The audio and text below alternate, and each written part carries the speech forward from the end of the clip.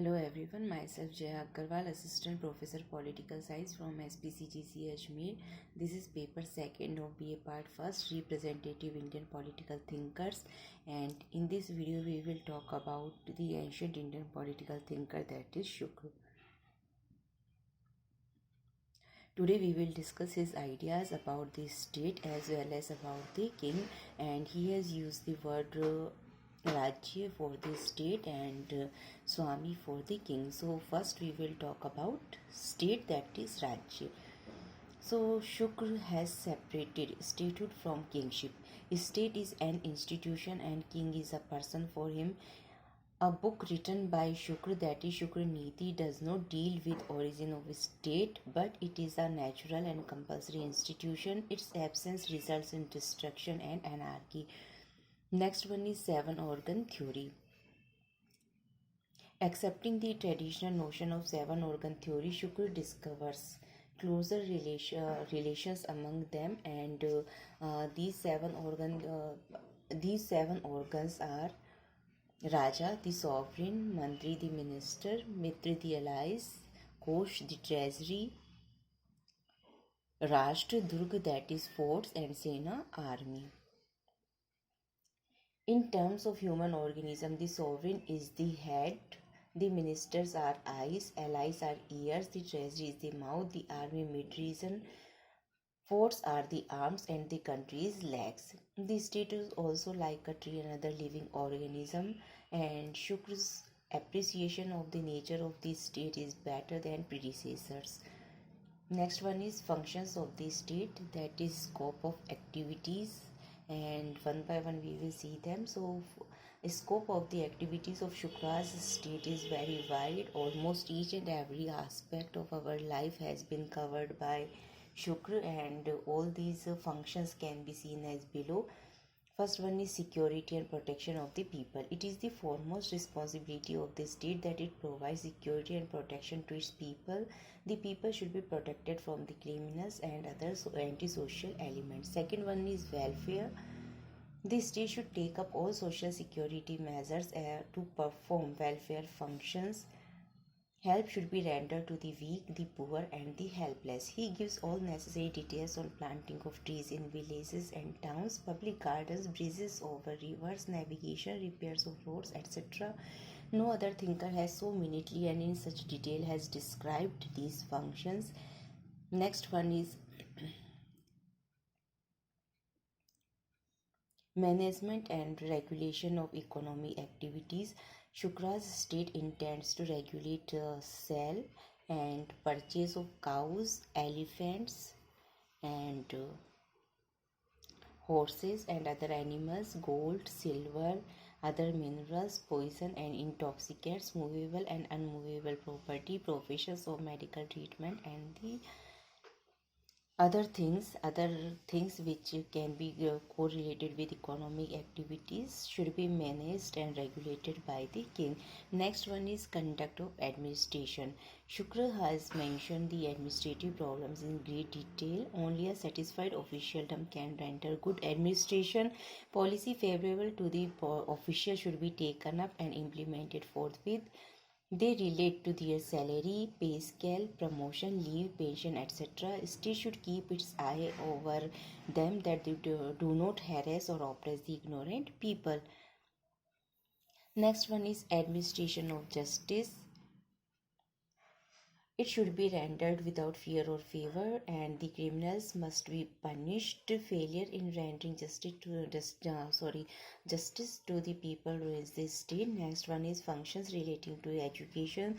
The state is held by Shukra responsible for the education of its people. All arts, crafts, and skills should be given encouragement. Talented students should be given scholarships. Next one is social responsibility. Shukra has not followed Manu is giving details of the social order, but he upholds the conventional fourfold social system, that is Varna, and wants to establish dharma or virtues in society. Next one is religious and moral functions. The state enjoins the duty of raising the religious and moral standard of the people. And last one is upkeep of foreign relations. And when we talk about upkeep of foreign relations, so conduct of relations with neighboring states is an essential function of the state. Conflicts and wars should be avoided. However, when the protection and safety of the people are at stake, war can be resorted to as the last measure. These are the functions of the state. Now we will discuss about the king. And Shukra has used the word Swami for the king. And in state organism, the king has the key role. And without key, the state is lost. Like the boat in high seas, it has no navigator. And the king, that is Swami, has properties of 8 gods, and name of the 8 gods are Indra, Pavan, Sun, Moon, Agni, Varun, Kuber, and Yam.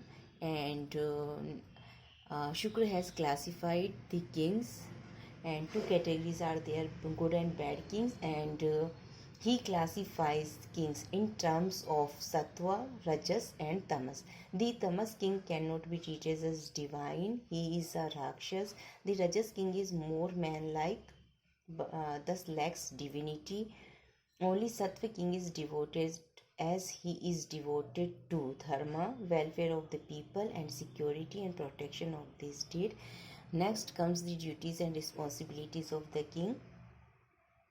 I have mentioned here duties and responsibilities of the king, and before this we have studied about the functions of the state. So if the examiner asks about functions of the state, or duties and responsibilities of the king, or functions or duties which are to perform the king, uh, the king, uh, so the answer will remain the same. There is I must clarify that functions of the state and answer of duties and responsibilities of the king, the answer will remain the same. So Shukra has a long list of do's and don'ts for the king. His main functions are, as I have mentioned earlier, so we will not discuss any further duties and responsibilities.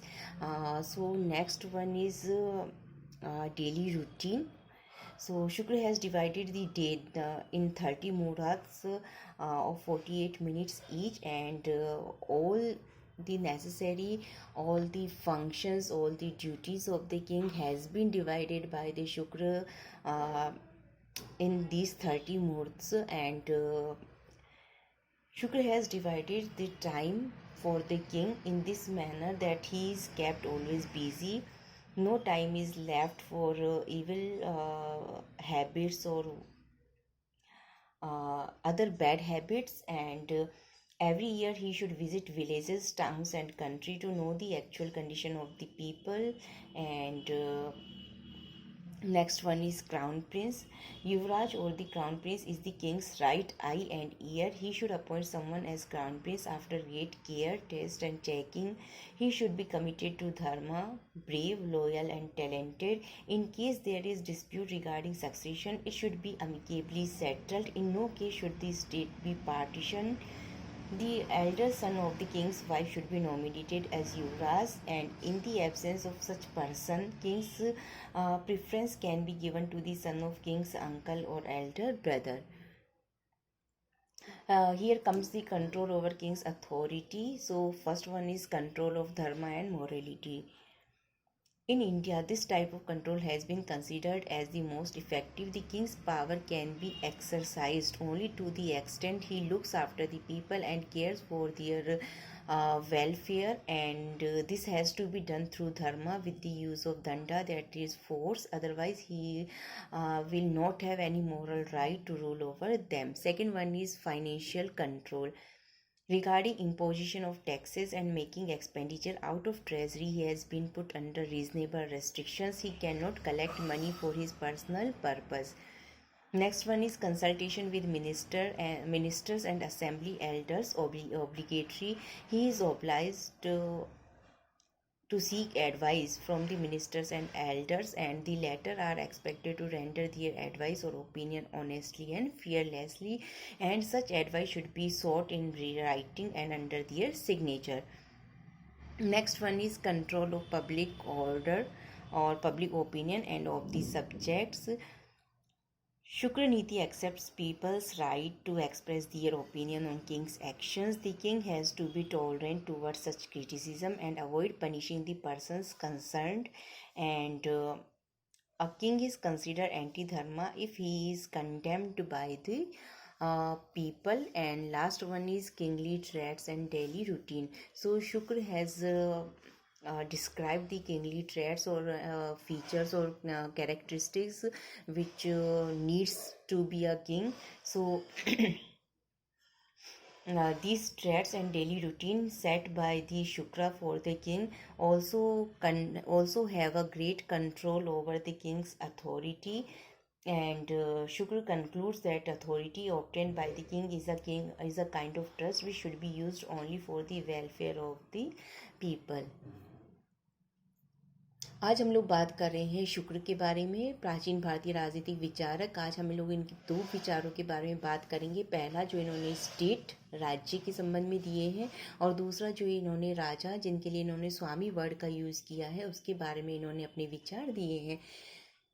So when we talk about state और राज्य, उन्होंने यहाँ पर जो statehood है उसको kingship से अलग किया है। उन्होंने यहाँ पे राज्य का सप्तांग सिद्धांत सप्त प्लस अंग, मतलब राज्य के 7 अंग माने गए हैं। ये हम लोग मनु में भी पढ़ेंगे, कौटिल्य में भी पढ़ेंगे और शुक्र में भी पढ़ेंगे। तो तीनों ही जो हमारे प्राचीन भारतीय राजनीतिक विचारक हैं उन्होंने राज्य के 7 अंग माने हैं। आज क्योंकि हम लोग शुक्र कर रहे हैं तो इनके साथ हम लोग देख लेते हैं। पहला आ जाता है राजा, दूसरा आ जाता है मंत्री, थर्ड मित्र, चौथा आ जाता है कोश, देन राष्ट्र, फिर दुर्ग आ जाता है और लास्ट आ जाता है सेना। फिर आ जाता है फंक्शंस ऑफ द स्टेट, राज्य के कार्य। जब हम लोग राज्य के कार्य की बात करते हैं तो चाहे हम लोग राज्य के कार्य की बात करें या नीचे भी मैंने मेंशन किया है, ये है राजा के कर्तव्य और उसकी जिम्मेदारियां, उसके फंक्शंस, उसकी ड्यूटीज़ एंड रिस्पॉन्सिबिलिटीज़, वोट जो भी राजा को अपने नागरिकों के लिए, अपनी प्रजा के लिए करना है। तो दोनों का आंसर सेम रहेगा। बुक में ये डिफरेंट मिल सकता है, but the answer will remain the same. तो चाहे एग्जामिनर आपको राज्य के कार्य पूछते हैं या आपको राजा के कार्य पूछते हैं, आंसर हमेशा सेम रहेगा।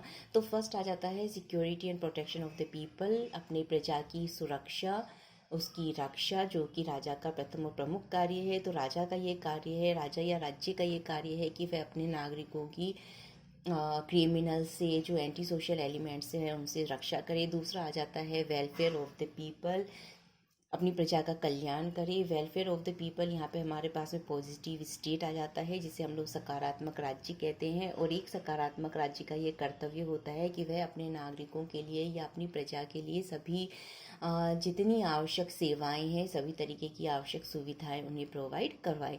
नेक्स्ट आ जाता है management and regulation of economic activities. तो शुक्र ने जो आर्थिक गतिविधियां हैं जिनको कि राजा या राज्य को मैनेज करना है, उसे नियमित करना है, उसके ऊपर काफ़ी विस्तार से शुक्र ने प्रकाश डाला है। इसके अंतर्गत सभी प्रकार के जो गाय हैं, हाथी हैं, और चाहे हम लोग ये मटीरियल हम लोग मान लेते हैं, गोल्ड है, सिल्वर है, जितनी तरीके की आर्थिक वस्तुएं हम लोग देख सकते हैं उन सभी को जो शुक्र है उन्होंने इसमें मेंशन किया है। और राजा के ये कर्तव्य है कि वह उन सबको अच्छे से मैनेज करे। नेक्स्ट आ जाता है कंडक्ट ऑफ एडमिनिस्ट्रेशन। एडमिनिस्ट्रेटिव जो हमारी मशीनरी है ये भी हमारे लिए या राजा के लिए, राज्य के लिए काफ़ी ज़्यादा इम्पोर्टेंस रखती है, क्योंकि जितने वर्क होते हैं वो इसी के द्वारा किए जाते हैं। तो एक राजा के लिए, राज्य के लिए जो इफ़ेक्टिव एडमिनिस्ट्रेटिव मशीनरी होती है वो सबसे ज़्यादा आवश्यक होती है।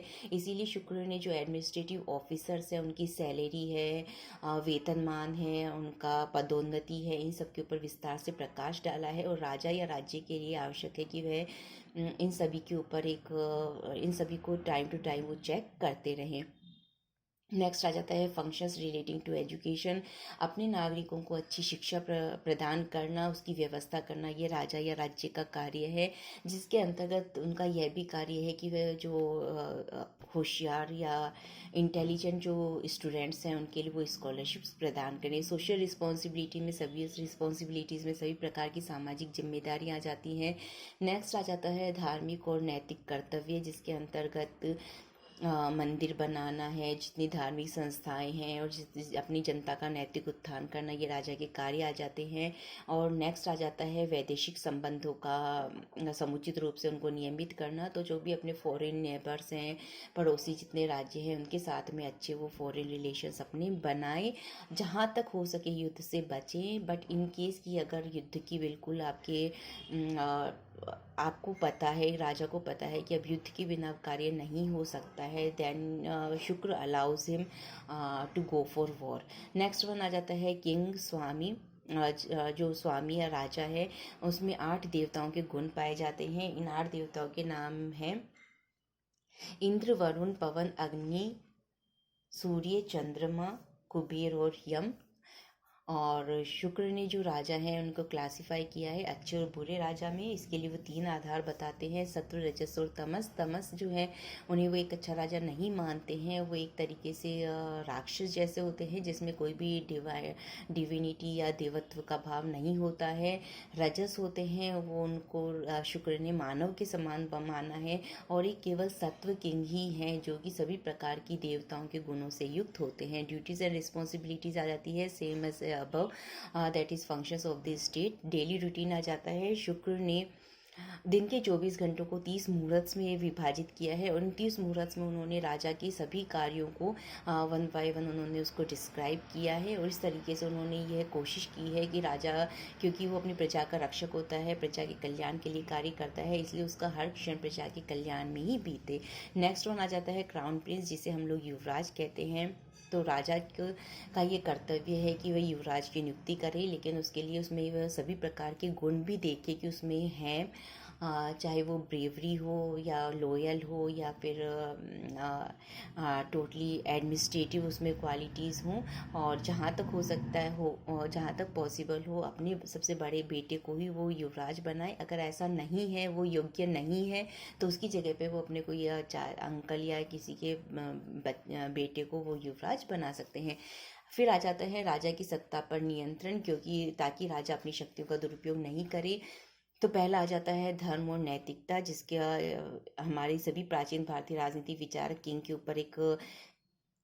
किंग की अथॉरिटी पर एक रेस्ट्रिक्शन के रूप में यूज़ करते हैं। और क्योंकि हमारे प्राचीन भारत में इसकी सबसे ज़्यादा मान्यता थी, इसलिए सबसे ज़्यादा पावरफुल वेपन माना गया है राजा की सत्ता पर नियंत्रण का।